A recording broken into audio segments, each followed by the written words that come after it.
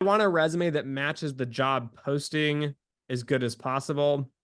I can tell you, as somebody who has to write the job postings, the job descriptions, it is hard. It is so hard to write a job description because in my mind, it's like these are the 10 key buzzwords.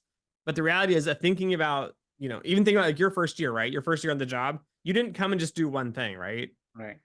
You had to build this type of model and you had to do this type of analysis. And then you had to do this other type of model. And then maybe you're back to the first one, but it's slightly different.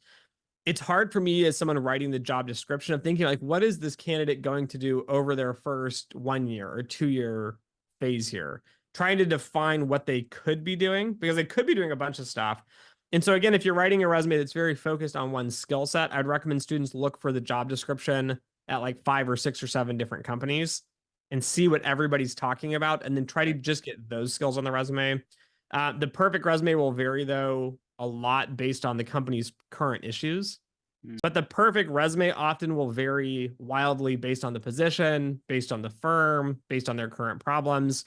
So my best advice for most students is pick the job title like we've been talking about and write a resume for that.